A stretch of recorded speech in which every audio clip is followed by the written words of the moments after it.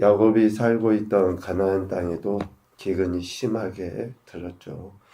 야곱은 막내 베냐민을 제외한 10 아들들에게 애굽에 내려가서 양식을 사오지 않는 것에 대해서 비난합니다.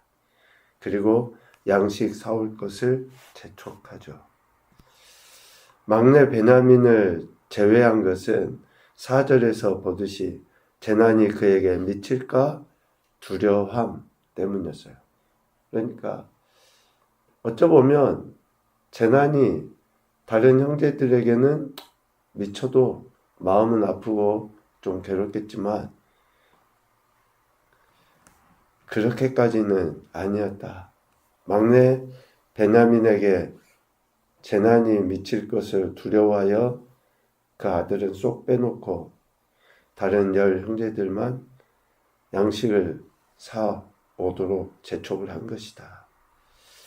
이렇게 야곱의 자식에 대한 편애는 일찍이 요셉 때부터 있었잖아요. 그런데 그 생각이 변하지 않아요. 하나님은 우리를 결코 편애하지 않으십니다. 많이 배우고 적게 배우고 그가 지금 돈이 많고 적고 그런 거 전혀 관계없어요. 하나님은 똑같이 우리를 사랑하셔요. 그 사랑 때문에 우리가 구원받고 하나님의 자녀가 되고 백성으로 살아갈 수 있는 거죠.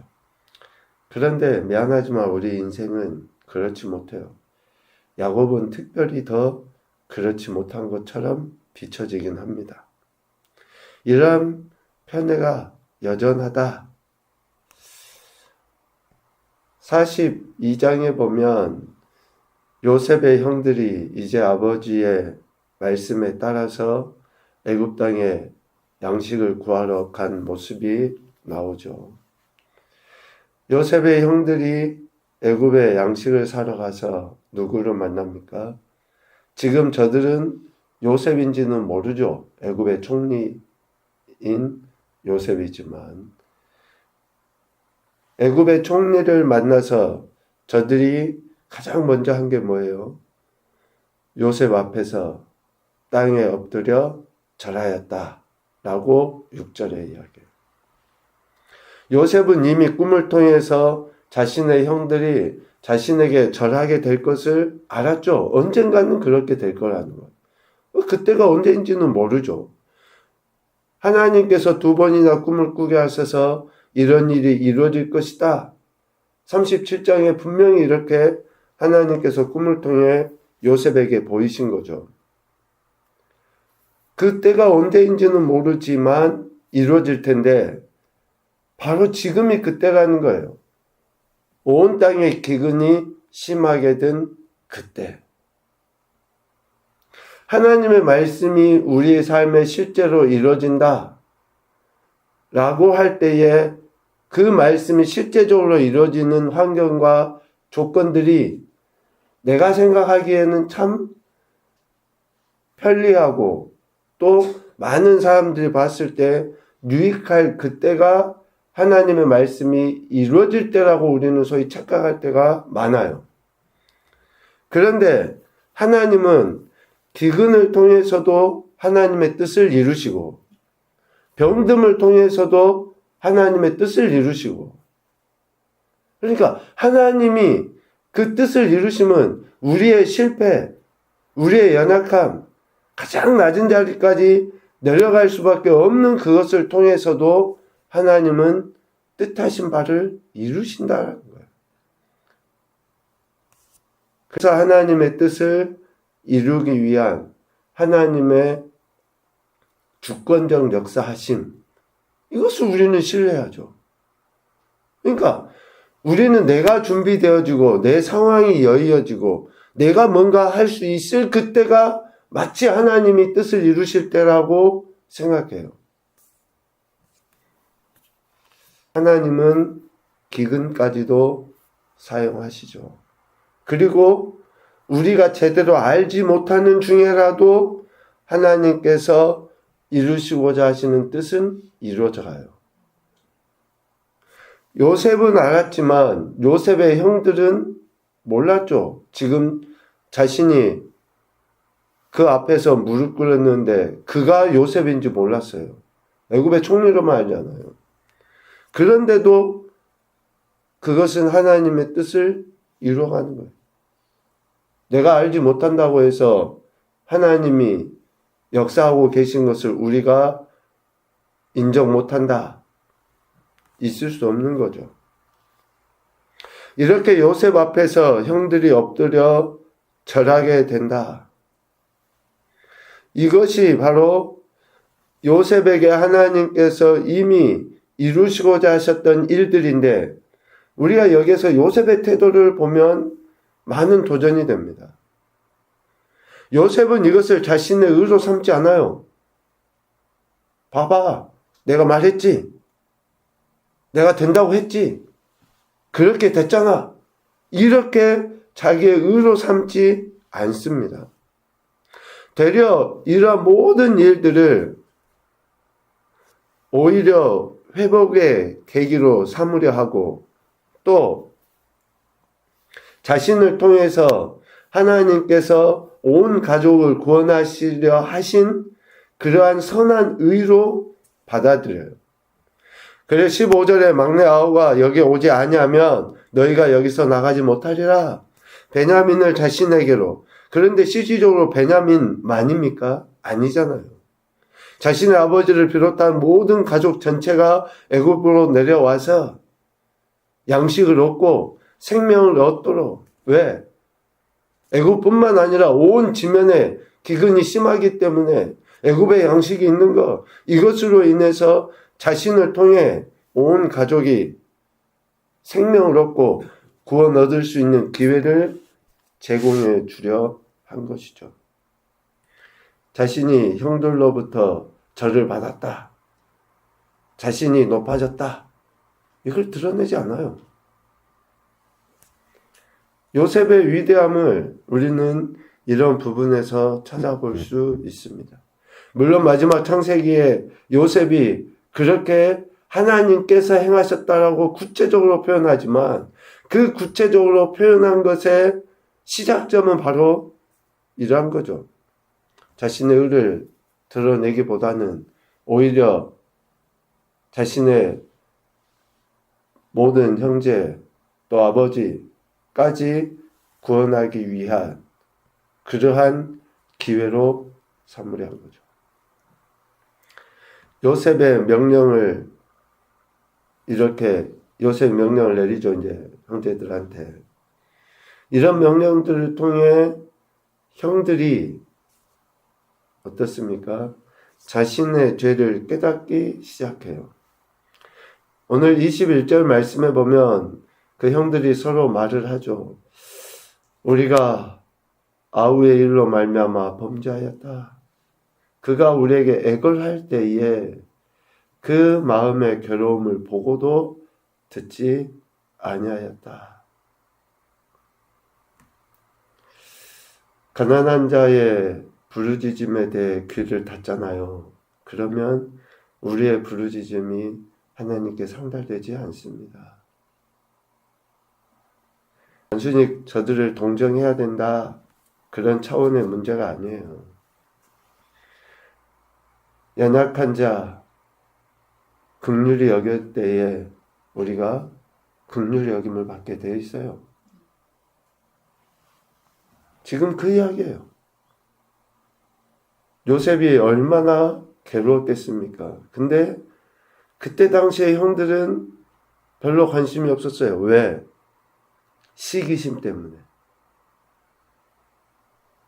아버지가 요셉을 사랑한 것, 반대로 자신들이 사랑받지 못하고 있다는 그 시기심 때문에 요셉이 애걸해도 별로 관심이 없었어요.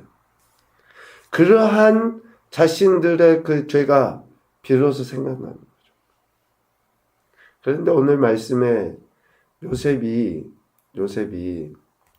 형들에게 이런 말을 할 수 있는 근거가 나와 있어요. 오늘 18절에 보면 요셉이 자신의 형들 앞에 자신을 어떻게 소개합니까? 나는 하나님을 경외한다. 이 말이 결국은 지금 요셉이 형들을 대함에 있어서 봐봐, 내가 이렇게 성공했다. 당신들이 내게 절할 수밖에 없다. 이런 것을 드러내고자 함이 전혀 아니라고 하는 것을 이 문구 하나로 온전하게 나타내 보이고 있어요. 나는 하나님을 경외한다. 우리가 문맥상 애굽의 바로도 그렇고 또 이후에 이방인들이 하나님이라고 하는 단어를 쓰는 것처럼 비춰질 때가 많은 것을 보잖아요, 성경에. 그런데 대부분 이방인들이 하는 하나님이라고 하는 것은 단순한 신, 여러 신 중에 하나 정도로 표현할 때가 많아요. 그런데 지금 요셉이 나는 하나님을 경외한다고 할 때 그 하나님은 야훼, 여호와 하나님인 것이 틀림없죠. 이렇게 요셉은 자신이 하나님을 경외하는 자라고 밝히면서 생명을 소중히 여기고 살리는 자라는 것을 강조해서 이야기합니다. 요셉은 이렇게 생명을 살리기 위해서 어떠한 방법들을 제안합니까? 19절, 20절에 보면 형제 중 한 사람만 옥에 갇히게 하고 막내 아우를 데리고 오면 모두 죽지 않고 살게 될 것이다. 라고 제안을 해요. 참 형제들의 입장에서는 매우 좀 수용하기 어려운 제안이죠. 아버지가 막내 아우를 어떻게 생각하는지 알잖아요. 그런 어려운 제안을 지금 요셉이 형제들에게 하는 거예요. 그런데 이 어려운 제안의 결국은 뭡니까? 생명을 살리기 위한 제안이에요. 모든 생명을 살리기 위해서 요셉은 지금 이 제안을 하는 거예요. 또 요셉은 가족의 생명을 살리기 위해서 형들의 곡식 자루 속에 곡식값을 도로 넣어두게 하고 그들로 하여금 애굽의 총리를, 즉 요셉에 대한 공포심을 조장하게 하는 거죠. 25절부터 28절까지. 잘 생각해 봅시다. 가족의 생명을 다 살리기 위함이라고 하면서 한 사람을 데리고 와야 된다. 라고 하는 그 이야기는 가족의 생명을 살리기 위함이라고 하면서 오히려 공포심을 조장한다. 우리가 인간적으로 보면 아니 살리기 위함이면 그냥 이런 거 하지 말고 그냥 딱 화끈하게 자신의 정체도 나타내고 또 그냥 이렇게 시험하지 말지. 아니 살리기 위함이라 하면서 왜 이러한 시험이나 공포를 조장하느냐 라고 이야기하려는지 모르지만 지금 형제들에게는 뭐가 가장 걸림이 있습니까? 소위 말하는 죄가 있잖아요. 죄가. 요셉을 그렇게 했던 죄가 있잖아요. 그 죄의 문제가 해결되지 않으면 오늘 우리에게도 예수님 믿으면 구원받는다. 당연한 이 진리를 이야기하시잖아요. 그런데 예수님 믿으면 구원받는다고 하는 이 진리 앞에 하나님이 우리에게 뭘 요구하십니까? 회개를 요구하셔요. 회개를. 내가 예수님을 죽인 죄인이다. 내 죄 때문에 예수님이 십자가에 못 박혀 죽임당하셨다. 라고 하는 그 죄인이라고 하는 그 고백, 회개를 할 때 비로소 예수님 믿으면 생명 얻는다. 구원받는다. 라고 하는 사실이 우리에게 실제로 은혜로 주어지게 됩니다. 왜 요셉이 생명을 살리기 위함이라고 하면서 이러한 제한과 공포심을 조장했는가?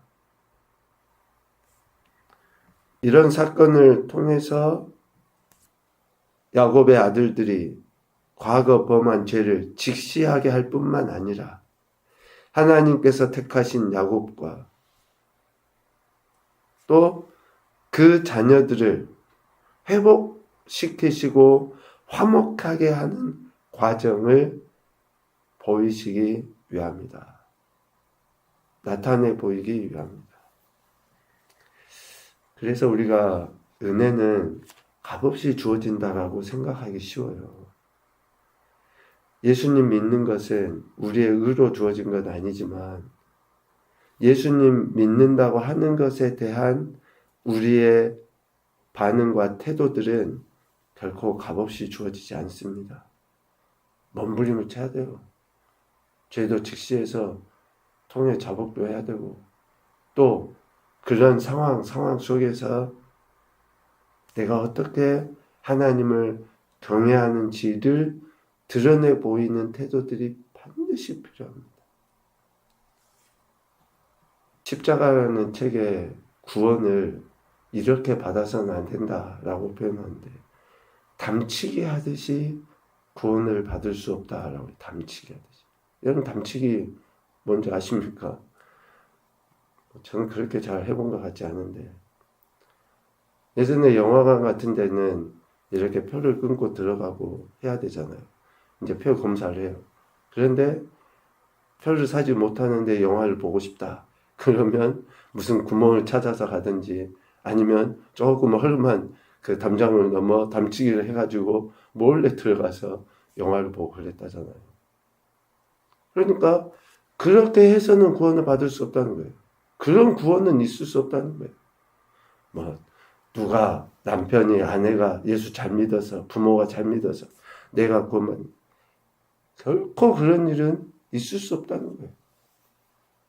그러니까 내가 나의 죄를 직시하는가. 그래서 요셉의 이러한 제안과 이러한 태도들은 결국은 야곱의 형제들이 자신들의 죄를 직시하고 이제 실질적으로 형제들 간의 화목의 과정이 이루어질 수 있도록 하기 위한 기회를 제공해 주는 것이다 라고 이야기합니다. 첫 번째 교훈으로 보면 하나님은 생명의 주관자이시고 생명을 살리기 위해서 일하신다. 생명을 살리기 위해서 일하셔요. 요셉이 애굽으로 팔려간 것도 귀근이 든 것도 다 생명을 살리기 위한 영과 육의 생명을 살리시기 위한 일이다. 두 번째 사건을 통해 내 자신의 죄와 허물을 되돌아볼 수 있는 지혜가 필요하다. 내 자신의 죄와 허물을 되돌아볼 수. 지금 우리 가정이나 또 내가 속해 있는 그 어디에서든지 일어난 이런 사건들을 통해서 저 사람 때문에 이런 일 때문에가 아니라 내가 지금 어떻게 하나님 앞에 내 죄가 무엇이고 내가 지금 회복되어야 할 것이 무엇인지를 바라보는 거지. 이런 지혜가 반드시 필요합니다. 세 번째, 회개 이후에는 두려움이 아닌 사랑으로 하나 되기 위한 결단이 있어야 된다. 회개했습니까? 그러면 이제 사랑으로 하나 되기 위한 각자의 결단이 있어야 됩니다. 그래야 할 때에 예수 그리스도로 말미암아 화목게 됨이, 하나 되게 됨이 다른 공동체 안에서도 관계 속에서도 화목과 하나로 드러나게 되는 거죠. 진정한 회개가 무엇인가 생각해 보게 만듭니다. 오늘도 우리에게 생명 허락하신 하나님 앞에 범사의 하나님의 주권을 인정하며 하나님의 선하신 뜻을 이루어가기 위해 몸부림치고 은혜를 증거하는 교복된 한 날이 되시기를 주님의 이름으로 축복합니다. 아멘.